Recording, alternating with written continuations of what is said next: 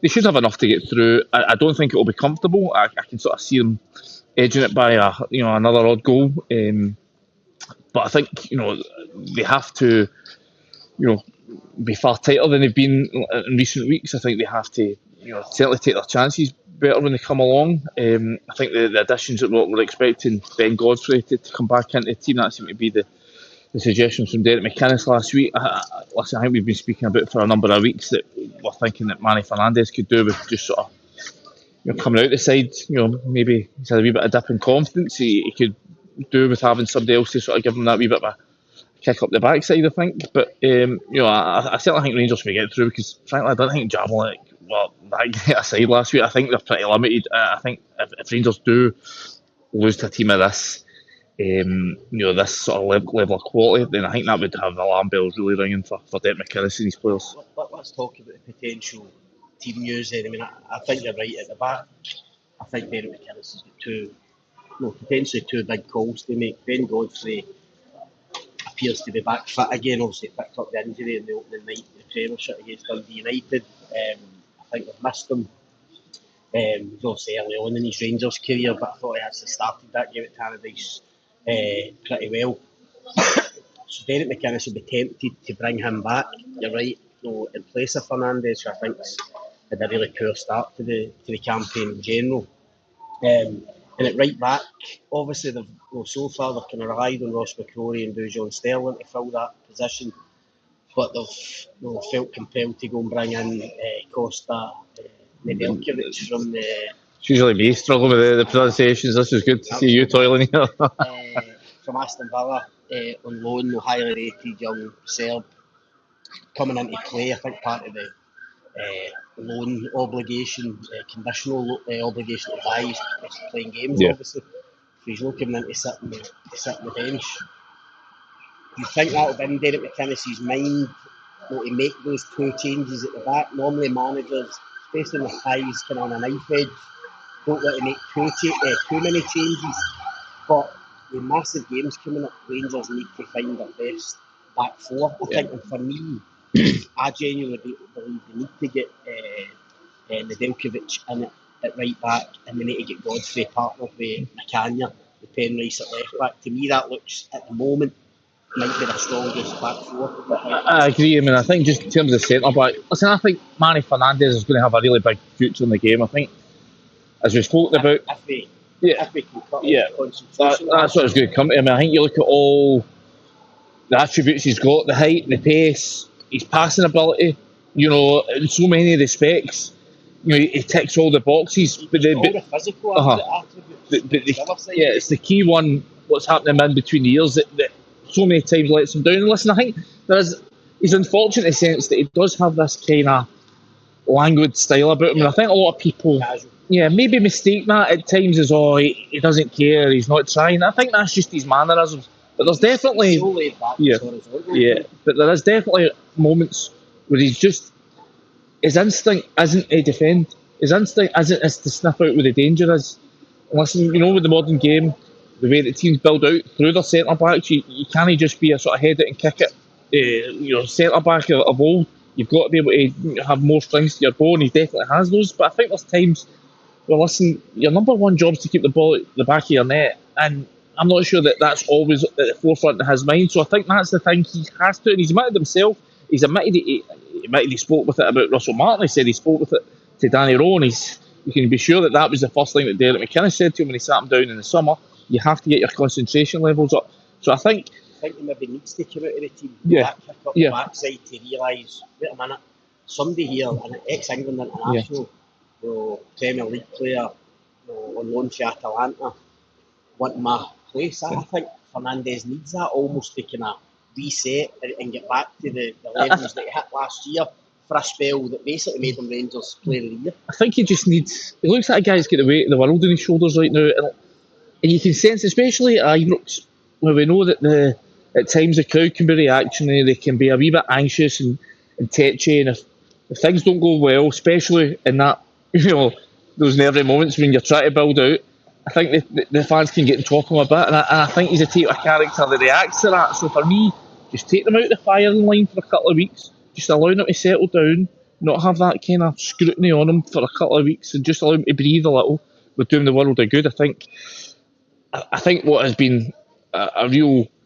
support to him in these last couple of weeks where he has been struggling is having McInnes there, because he looks a proper find so far. He's settled in well. He's the exact opposite. Fernando does all the basics well, quietly, defends first, keeps things simple, and that's why I think Godfrey's a guy that likes to defend as well. And I think for what Derek McInnes needs right now in terms of the evolution of this Rangers team and trying to get them winning again, especially when you think they're going to Pittodrie on Sunday for a massive game in the away game in the Premiership. I think he'll want to see Godfrey and McInnes together. For me right now, what this Rangers team needs are a run of clean sheets. I think clean sheets and just calming everything down. Listen, we know the performances in an attacking sense haven't quite clicked yet. But I think what's adding to the pressure on them is the fact that they've shipped some really cheap goals of late. I think if they can cut that out, I think it takes the pressure off the guys at the top end of the pitch. McInnes' teams aren't renowned for that. His teams have been renowned for being solid, compact, don't give away many chances. And I think at times, you'll have watched Fernandes this season, bear in mind he's no other option at times other than to play Fernandes. And he'll be pulling the hair out his head at some of the, as I say, the lapses of concentration, the concession of chances to opposition teams.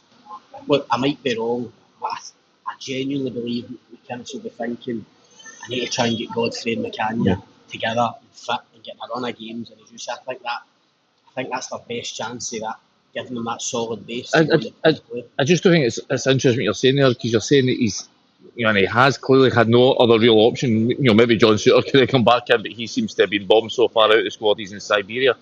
But it's, at times last season when Manny Fernandes came into the team, Danny Rowe had no option. Like the point where he really got he's running the team because of injuries. So it's just interesting that last year that was an opportunity that he grasped. This year it's been a kind of a burden on him. He's not been able to adjust to the fact that, now you are the man, you're the guy that's got to be relied upon. Listen, he's a young guy, okay, he's 24, he's not as young as some of the other guys around about him. At 24 you're maybe thinking you're more a fully rounded character, but he came into the game late, so he's still learning, certainly at this level. I just think a wee spell out the firing line would maybe just allow him just to breathe a little, get away from the pressure that he's under, that he's clearly feeling. I think we saw a sort of cryptic Instagram post from him, so there's certainly something going on there where he's not enjoying the sort of spotlight that he's under at the moment. So I think coming at that, just in terms of the right back, Radaljukovic, I'm interested to see what he can bring. Again, you try and do your homework in these guys. You're looking at YouTube highlight reels, and listen, those things can make MD look like a world beater. From what I saw of him, he looks fast, he looks physical, he looks like somebody who wants to drive with the ball. I think that's maybe what Rangers need, somebody that can contribute and form a sort of partnership with Yokota down that right hand side. We've seen, I don't think Dujon Sterling had the worst start to the season. I think he's been fairly solid, but we know that he's not a James Tavernier type. I think this is something that Rangers are going to have to try and get away from, that every right back comes in, gets sort of held up against Tavernier. Also, we know Tavernier's had his critics, but undoubtedly what he offered this team was an attacking threat. Rangers are going to have to try and find a way of playing and getting more out of the players at the top end of the pitch instead of having to rely on their right back. But I do think that Radaljukovic can be a guy that can, certainly with his driving runs and his ability to get forward, he can maybe drag focus away from the wingers and open up that space and just give the guys at the top end of the pitch a wee bit more room to breathe. But you say about Sterling being different to Tavernier. The biggest difference between the two of them is durability and robustness. I mean, Tavernier was available, whatever you thought of him, he was available every single week for Rangers for the best part of a decade. Sterling, I think, genuinely, when he's at his best and he's fully fit, is more than capable of being Rangers right back. There are times. Put it this way, when Niels Coughlin was at the club, I remember having a conversation with him, and he told me that if it wasn't for the injury issue that you're talking, Dujon Sterling was a Premier League footballer. They put him at a sort of not top end Premier League, but his ability wise, he could have played. I don't disagree. Sort of 15th, 16th, 17th in the Premier League. That was at his sort of level. But you're absolutely right. You can't get him to play 5 games in a row, and that's why he's still at Rangers. And he's not really. I know you're saying the start of this season. I'm not saying he's been poor, Sterling. He's not really made that impact, and I know it's difficult for a right back because you say there's nobody quite like Tavernier when it comes to getting forward. I just don't think him or McCrory has really nailed the place down and says, right, I'm going to be the new Rangers right back. So I think there's an opportunity. But how many guys in the team have done that? Apart from McInnes, maybe the goalkeeper. Yeah. There's no many guys in the team that have actually, look like you can definitely say that's the issue with the captaincy. I'm sure we'll come on to in a minute, but there's so few guys in the team that you can guarantee they will play every week. What about further forward that came into midfield? Obviously, Ben McInnes has been chopped and changed a wee bit. Cammy Devlin suspended after the red card last week at Ibrox. Personally, I think if Raskin has shrugged off the ankle knock that he's had, that caused him to miss last week, I would expect him to come back in. I think Dragojevic has to play because he's been one of the better performers in the last few weeks since he came in. He brings an urgency to the team in sort of way that so few of the guys really do. But I think the other places may be up for grabs, and it's either going to be Daniel or Chukwani. I would think that will play in that midfield three if they think McInnes is going to stick to the 4-3-3. I think they'll go Chukwani probably for this game. I think as much as I don't think Chukwani is really his best for Rangers pretty much since he signed, even in the last couple of weeks when he started the last two games. But I feel as if McInnes will think he gives them something a bit different. I think McInnes always wants to have a physical element to his team, and I think that's where you're right. In some ways, I do think I'm interested about Daniel because I think there's been a lot of focus on him. A lot of people, for example, compare him to Joe Rothwell. I don't think he's at that level as a bad yet. There's no doubt he's kind of been a wee bit underwhelming. I think there's been a couple of signs that he's ticking towards it. Look, Rangers really need him to get there quicker, but then you think about it, a player coming in. Danny Ferguson said in his column last week's record column, and he's a guy that likes Daniel and spoke to him before he signed for Rangers, and it was all for him signing. I think Barry was right. He said he feels as if Daniel at the moment is playing within himself. Yeah, 100%. He's not come out of his shell yet, and I know that can be difficult for a new player coming in at Rangers, especially when you've had the captain's armband for a couple of games. But as I say, I think Barry's right. I think Daniel really has to show a bit more personality, a bit more character on the pitch. Really start grabbing games with the scruff of the net. I spoke to we've got a journalist colleague who supports Sunderland, and I remember speaking to him last week at the first leg, and I'm saying to him, is this the same Daniel that you saw playing for Sunderland? He said, absolutely not, because at Sunderland what he was known for was those sort of line-breaking passes where he would sort of progress the team up the pitch, be brave, be bold in the ball, be willing to thread a pass through to a tight avenue. Absolutely, he's been too safe. He's and that safety first, cautious, playing square, playing backwards, playing 5-yard passes at a slow tempo.